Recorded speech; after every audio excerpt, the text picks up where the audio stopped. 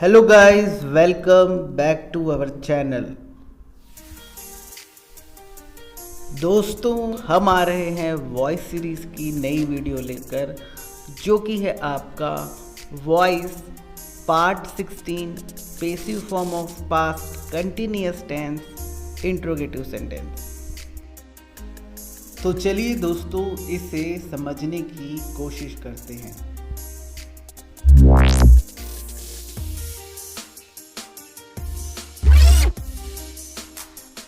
तो दोस्तों, आज का हमारा टॉपिक है passive form of past continuous tense interrogative sentence.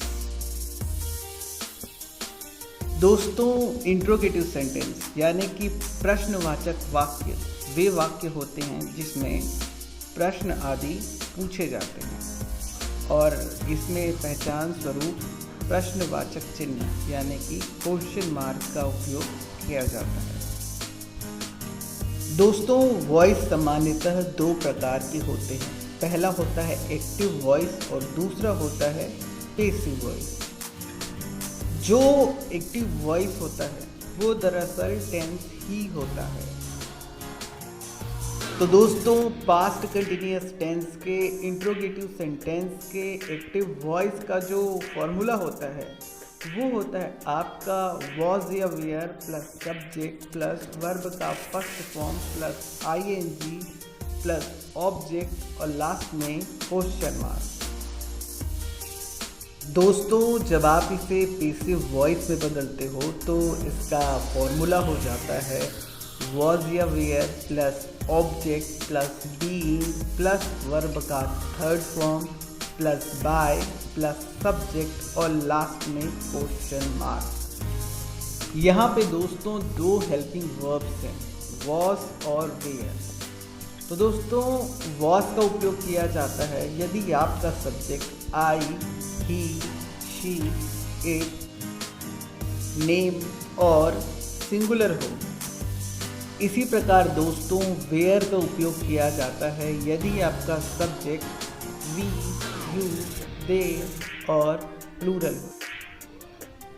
तो दोस्तों, पास्ट कंटिन्यूअस टेंस के इंट्रोगेटिव सेंटेंस के एक्टिव वॉइस का पहला उदाहरण है क्या वह सब्जियां बेच रहा था।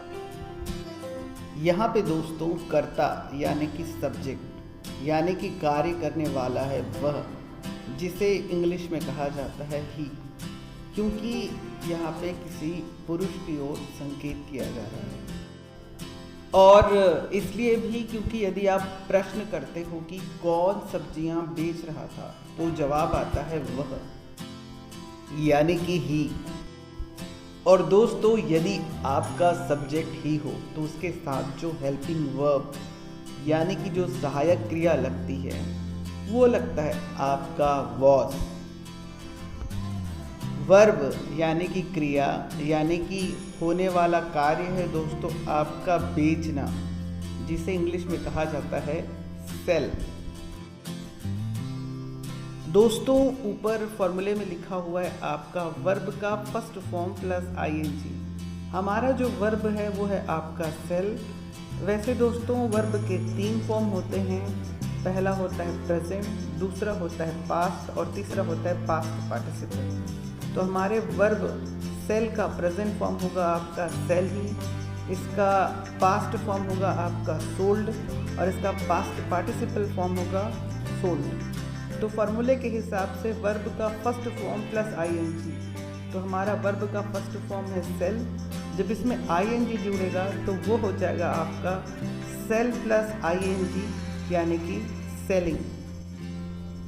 इसके बाद आएगा दोस्तों आपका ऑब्जेक्ट, जो कि वाक्य में कर्ता सब्जेक्ट और क्रिया वर्ब को छोड़ करके बचता है।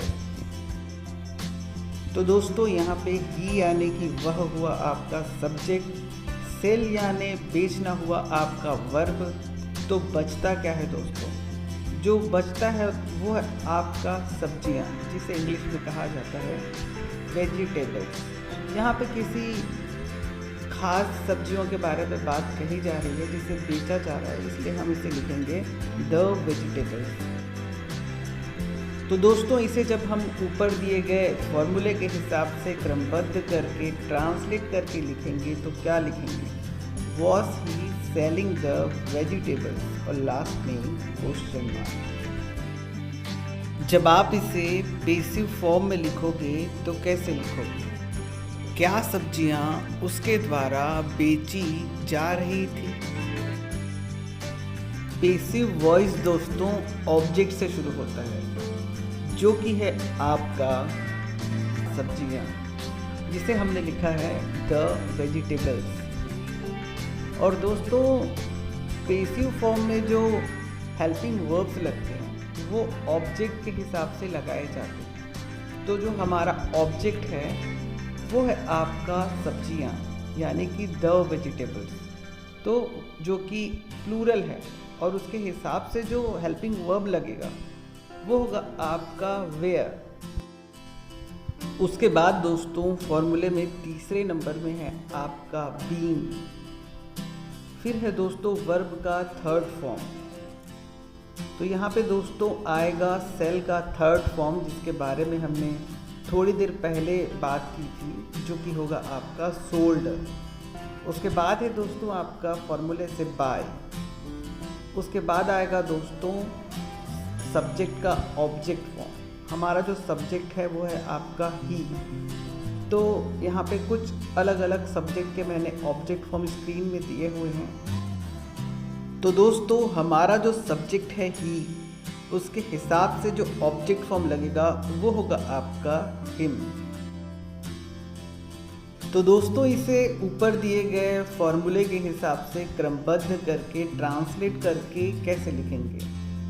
Where the vegetables being sold by him और लास्ट में क्वेश्चन मार्क।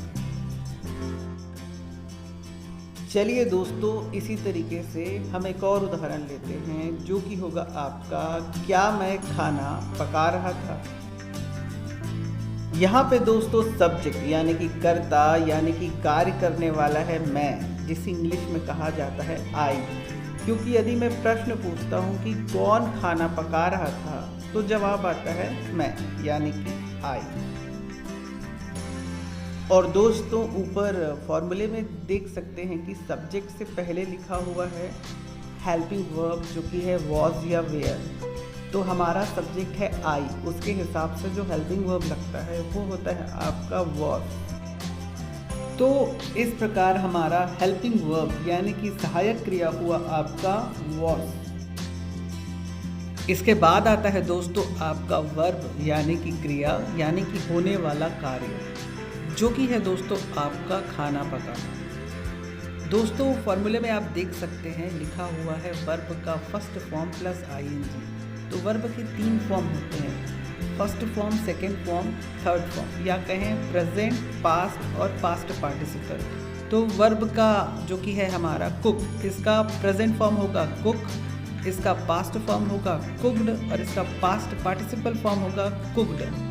तो दोस्तों यहाँ पे फॉर्मूले के हिसाब से लिखना है वर्ब का फर्स्ट फॉर्म प्लस आईएनजी, जो कि होगा कुक प्लस आईएनजी यानी कि कुकिंग। इसके बाद आता है दोस्तों आपका ऑब्जेक्ट, जो कि वाक्य में कर्ता, सब्जेक्ट और क्रिया वर्ब को छोड़ करके बचता है। तो दोस्तों यहाँ पे आई यानी कि मैं हुआ आपका सब्जेक्ट, खाना पकाना यानी कि कुक हुआ आपका वर्ब। तो बचता क्या है दोस्तों? जो बचता है वो है आपका खाना यानी कि द फूड। तो हमारा ऑब्जेक्ट हुआ आपका द फूड। तो दोस्तों इसे ऊपर दिए गए फॉर्मूले के हिसाब से कैसे लिखेंगे? Was I cooking the food और लास्ट में क्वेश्चन मार्क। यहाँ पे दोस्तों जब आप इसे पेसिव फॉर्म में लिखते हो तो क्या लिखते हो? क्या खाना मेरे द्वारा पकाया जा रहा था?